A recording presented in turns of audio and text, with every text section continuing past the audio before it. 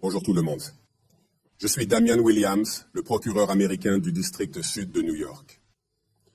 Aujourd'hui, j'annonce le déblocage d'un acte d'accusation à 3 chefs accusant Sean Combs de complot de rasquette, de trafic sexuel, de transport interétatique pour prostitution.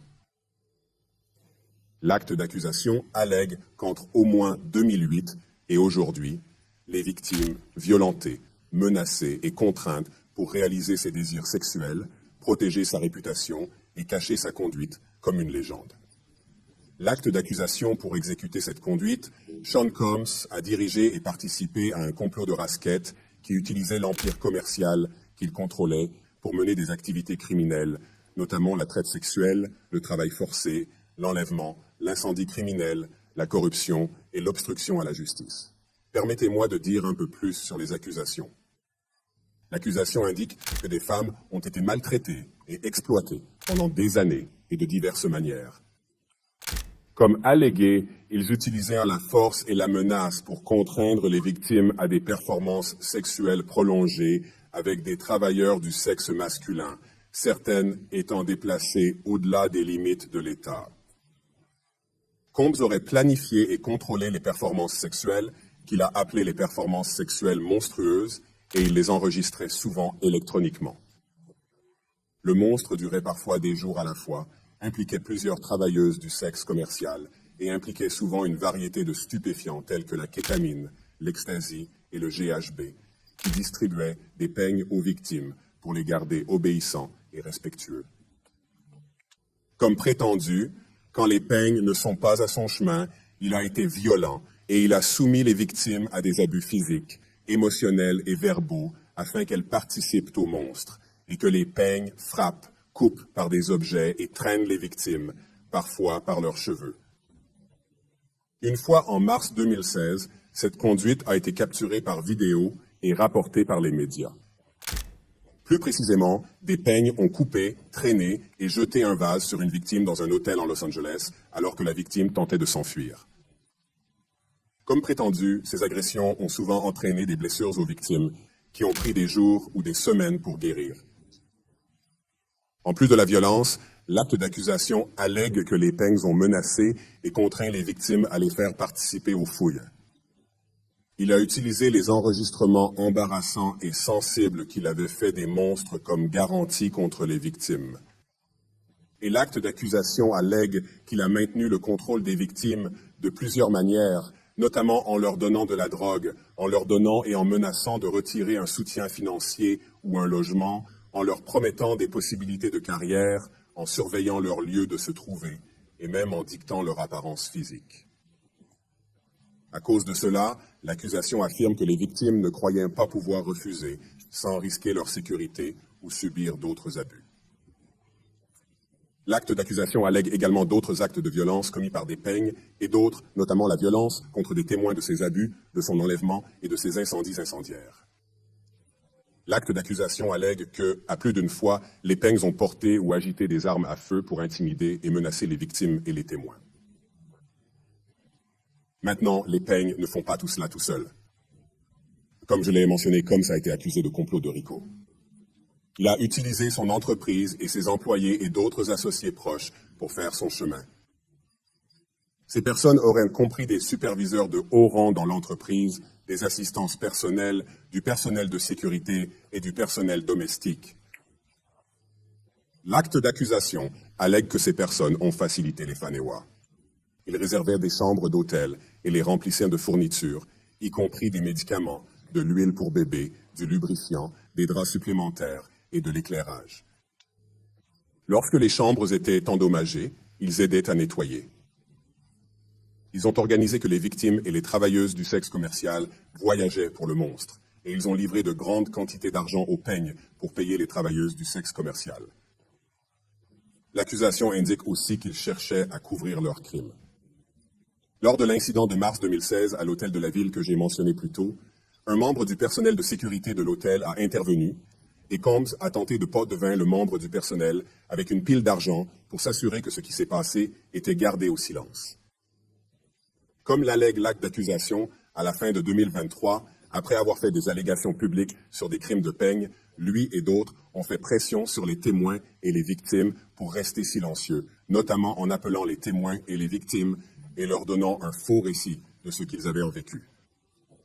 Et, comme prétendu, les peignes utilisent d'autres pour aider à dissimuler ces abus en surveillant et en empêchant les victimes de quitter un lieu afin de dissimuler leurs blessures ou en trouvant et en communiquant avec une victime qui avait tenté de fuir. Cela fait partie de cette enquête.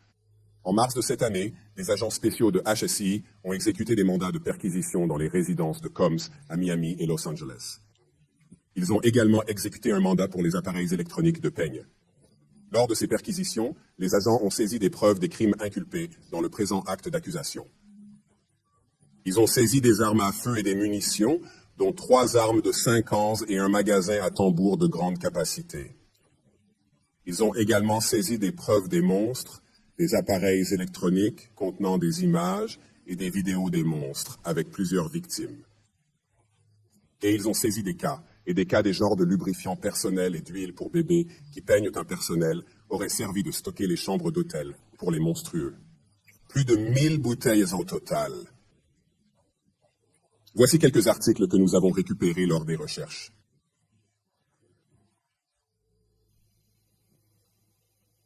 Comme montré ici, il s'agit d'un magazine à tambour, haute capacité, contenant environ 59 cartouches, selon moi. J'ai également mentionné que vous avez récupéré 3 ou 15. Il s'agit d'une prise de gros plan de l'un des Harkins, et vous pouvez voir ici que le numéro de série a été complètement décomposé.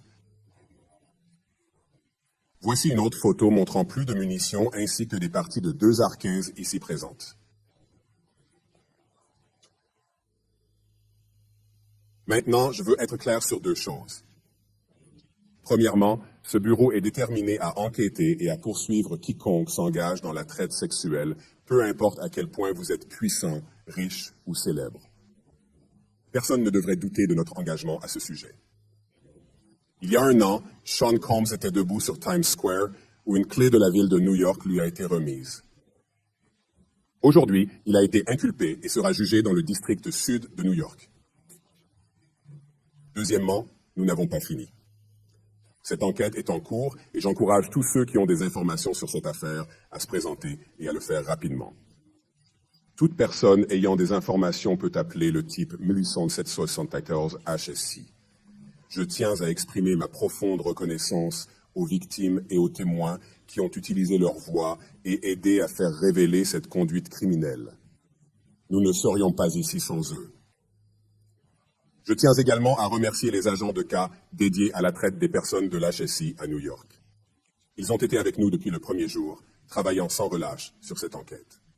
Ils continueront d'être des partenaires inestimables pour nous. Je voudrais exprimer ma gratitude aux agents et analystes exceptionnels de SCNI pour leur assistance énorme dans cette affaire. Je suis extrêmement reconnaissant pour leur dévouement continu. Et enfin, je tiens à remercier les exceptionnels procureurs de carrière de SDNI qui traitent cette affaire, Meredith Foster, Emily Johnson, Chrissy Slavic, Madison Schmeiser et Mitzi Steiner, et leurs superviseurs, Jamie Backwhipper et Jacqueline Kelly. Ils sont membres de l'unité des droits civils de notre division pénale. Nous avons créé l'unité des droits civils quand je suis devenu avocat américain. Je suis profondément fier de leur travail sur ce cas et tant d'autres cas. Je vais prendre quelques questions maintenant. Eric Katersky, ABIC. Damien, merci. L'acte d'accusation décrit les abus agressifs, ouverts, violents et hédonistes que vous dites récurrents et largement connus. Pourquoi les forces de la loi ont-elles fallu si longtemps pour intervenir? Combien de femmes ont été victimes par Sean Combs et combien d'autres ont été impliquées? Notre enquête est en cours. Nous sommes engagés à rendre justice à tous ceux qui ont été victimes par l'accusé. Je ne peux pas expliquer pourquoi cela a pris autant de temps, mais l'important est que nous sommes ici aujourd'hui avec une détermination à assurer la justice. Prochaine question. Julian Ainsley, NBC. Merci d'avoir fait ça. Vous avez dit que nous n'avons pas fini et que les peignes ne l'ont pas fait seuls. Prévoyez-vous qu'il pourrait y avoir d'autres charges liées à cela? Au cas où je ne retire rien de la table. Journée de Newsday de Janet Fisher. Quelle est la différence? Entre le trafic sexuel et les initiatives de promotion de voyages pour le tourisme. Le but de la prostitution. Eh bien, il y a différents crimes avec différents éléments. Je ne pense pas que nous devrions entrer dans les débats juridiques en ce moment, mais la traite sexuelle, nous pensons que ce sont tous des infractions graves, mais la traite sexuelle comporte des sanctions importantes. Et nous sommes satisfaits d'avoir pu porter cette accusation, une coercition plus que l'autre. Je ne pourrais pas y m'y entrer, mais tu peux le rechercher. Et oui, la traite sexuelle, surtout lorsque la force ou la coercition est un crime très grave et comporte des sanctions importantes. Bonjour. Cher Miles, ABC7 New York. Merci pour cette conférence de presse et pour les détails des questions. En tenant compte de cet acte d'accusation et des informations présentées au grand jury, pourriez-vous clarifier le nombre exact de victimes? Il était mentionné le pluriel et l'acte d'accusation, mais pouvez-vous préciser le nombre de victimes uniquement pour cet acte d'accusation particulier? Et deuxièmement, pouvez-vous fournir des détails sur l'incendie criminel présumé? Malheureusement, je ne suis pas en mesure de fournir le nombre de victimes. Tu as raison là. Nous sommes intentionnellement en disant multiples. Les détails de l'incident d'incendie se limitent à ce que nous avons dans l'acte d'accusation et aussi à la lettre de détention que nous avons déposée, qui contient plus de détails que l'acte d'accusation à divers moments. Mais nous n'avons rien de plus au-delà de cette question. Lynn Tran, CNN. Est-ce que quelqu'un de ses complices ou associés soit soumis à une enquête? Et pourrait-il faire face à d'autres accusations? Donc l'enquête est en cours. Cela signifie à la fois pour lui et pour quiconque autre qui, nous croyons, a commis le crime avec lui ensuite. Question, JP. Bonjour, à partir de 10 sur 10 victoires. Quelques indications indiquant que certaines des femmes ou victimes ici étaient emprisonnées dans ces résidences et qu'il avait des endroits où il les gardait et qu'on ne leur avait pas permis de partir. Et aussi, il est inculpé ici, même s'il y a eu des fouilles et des raids à la Miami. Pourquoi à New York? Eh bien, je suis manifestement partial. En tant que procureur américain du district sud de New York, je pense que nous avons un cas exemplaire pour traiter certains des crimes sexuels les plus importants, vastes, complexes et difficiles. Traite des êtres humains, exploitation de la main-d'œuvre, vous nommez, le district sud de New York peut le faire. Et nous en sommes extrêmement fiers. L'étendue et la complexité de cette enquête ne sont pas des éléments que nous évitons, mais que nous accueillons et continuerons à embrasser. Posez votre question sur s'il a emprisonné quelqu'un. Tout ce que je peux dire, c'est que, vous savez, j'ai mentionné l'incident de mars 2016 où une vidéo montrait une victime tentant de fuir avec une violence impliquée dans un hôtel. Matthew Lee, presse du centre-ville. Merci beaucoup. Votre bureau prévoit-il de demander une détention prolongée ou arrivez-vous à un accord de projet de loi? Si oui, pourriez-vous en dire plus? Le cas de R. Kelly dans Ethnie en termes d'éléments. Merci. Nous allons donc demander la détention. Nous avons déposé une lettre exposant nos raisons de demander la détention provisoire. Je ne peux pas aller au-delà de ce qui figure dans la lettre, mais tout le raisonnement et la loi y sont inclus. Il y a une présomption de détention dans un cas comme celui-ci, et nous pensons que cela est justifié. John Ennis, Nouvelle quotidienne de New York. Merci. J'espérais obtenir plus de détails sur les foules de sa résidence, les armes à feu, les boîtes de lubrifiant et les vidéos. Où ont-elles été trouvées dans sa résidence? Sont-ils tous dispersés dans les maisons à un seul endroit? Je voulais donc juste mieux comprendre comment ces trucs ont été trouvés. Eh bien, écoute, je pense que certains des détails que vous recherchez figurent dans la lettre de détention. Donc, par exemple, certains des AR-15, 2 des 3 AR-15, ont été trouvés dans le placard de sa chambre à Miami, divisés en parties avec des magazines chargés de munitions. Donc, certains de ces détails figurent dans la lettre de détention. Je ne pourrais pas entrer là où les autres articles étaient stockés. Bangkok Post. Merci beaucoup d'avoir fait cela. Votre bureau était le bureau qui avait poursuivi Jeffrey Epstein avant qu'il ne mourra en détention. Je n'ai pas encore lu votre mémorandum de détention. C'est la première chose que je vais faire après que ça se termine. Mais est-ce que le mémo adresse ou que votre bureau s'intéresse à la sécurité des peignes en détention compte tenu de ce qui s'est passé avec Epstein? Nous nous intéressons donc à la sécurité de quiconque. Chaque fois qu'il est détenu avant le procès fait partie de nos obligations de garantir la sécurité des personnes et de notre système de justice pénale. Donc, mais je ne trouve aucun lien entre le suicide de Jeffrey Epstein et ce qui peut ou ne peut pas arriver à un autre accusé pendant qu'ils sont détenus en préparation du procès. Et bien sûr, la décision de détenir l'accusé sera de la part d'un juge. Nous pensons que la détention provisoire est justifiée selon la loi et les faits de cette affaire. Et je vais en rester là. Certains des procureurs de cette affaire sont-ils certains des mêmes procureurs qui avaient traité cette affaire ou qui ont travaillé sur l'affaire Maxwell? Donc je ne vais pas entrer dans le personnel. Je dirais que cette équipe, ce groupe de l'OSA, ce groupe incroyable, travaille sur cette affaire 24 heures sur 24 et ils ont les mains pleines. Prochaine question. Gus Rosendale, NBC News. Monsieur Combs, l'avocate a déclaré que son client avait coopéré avec les enquêteurs ce matin. Avez-vous une réaction? Laissez-moi juste dire ça. Je pense que, en général, et avec de plus en plus fréquence, le mot coopérative ou coopérative a pris une élasticité énorme et il n'a plus vraiment aucune relation avec ce que signifie le mot lorsque nous l'utilisons dans un contexte très spécifique.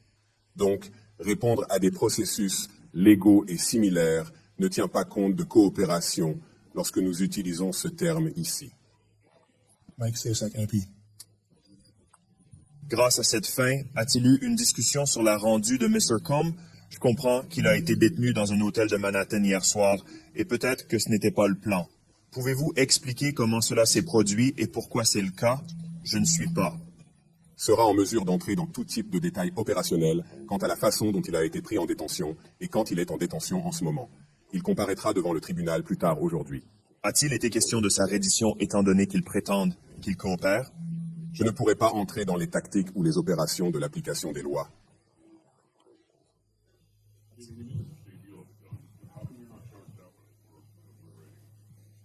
Eh bien, je ne peux pas entrer dans la décision de facturation. Il est très significatif pour nous que des armes soient possédées comme nous l'alléguons dans l'acte d'accusation. Vous savez, une partie de la raison pour laquelle cette conduite était si répandue et nocive était parce que les victimes et d'autres ne se sentaient pas nécessairement à l'aise de lui refuser ses souhaits, comme nous l'alléguons, à cause de la présence d'armes à feu. Je devrais le laisser là.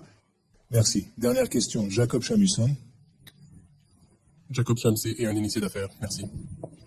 Étant donné qu'il est le seul accusé dans cette affaire et que vous alléguez qu'il fait partie d'un complot impliquant des membres de ces entreprises, prévoyez-vous un acte d'accusation substitutif qui portera des allégations contre d'autres membres de ces entreprises ou d'autres co-conspirateurs également? Encore une fois, je ne peux rien retirer de la table. Tout est possible. Notre enquête est très active et continue. Et je pense que beaucoup d'entre vous qui couvrent ce bureau savent que lorsque nous disons de telles choses, les développements sont certainement prévisibles, mais je ne peux pas les prédire assis ici aujourd'hui. Très bien, merci à tout le monde. Merci à tout le monde.